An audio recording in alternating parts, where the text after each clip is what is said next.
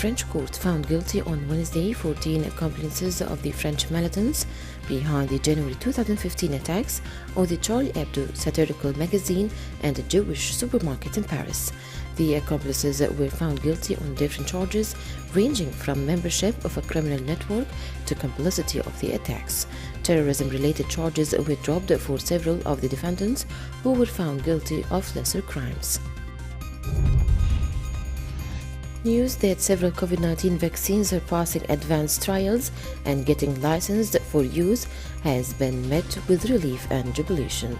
The challenge now is finding ways to distribute the vaccines to every corner of the globe in the hope of ending the pandemic once and for all.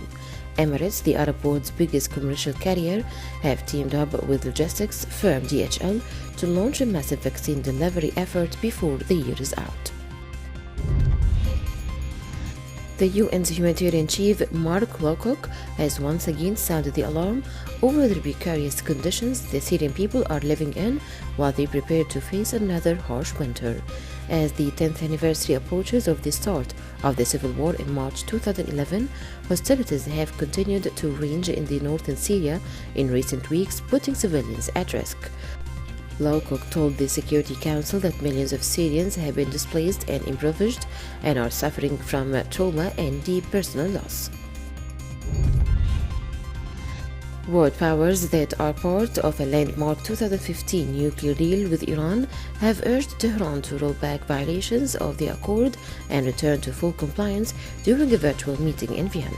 The meeting came as the signatories to the agreement, Germany, France, Britain, China and Russia, continue to try and keep it from collapsing after the unilateral withdrawal of the US in 2018. The three European powers have expressed hope that with the change of administrations in Washington, the US could be brought back into the deal, whose goal is to prevent Iran from developing a nuclear bomb. The Daily Telegraph reported that a disinfectant spray created by the British Army is to go on general sale after it was found to kill 99.99% of coronavirus cells within a minute of coming into contact with them. Over 50,000 recyclable bottles of the spray, called Virusend, are being handed out to members of the UK military working at coronavirus testing stations, while it's said to be priced at €7.99 for the general public to buy.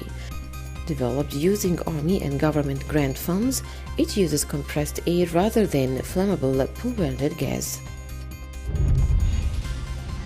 The United States imposed sanctions on companies based in China and the United Arab Emirates, accusing them of supporting the sale of Iranian petrochemicals as Washington increases pressure on Tehran in the closing days of President Donald Trump's term. The U.S. Treasury Department said in a statement it had blacklisted the four entities for facilitating the export of Iranian petrochemical products by Triarams Petrochemical Co. Limited, which was hit by sanctions by Washington earlier this year.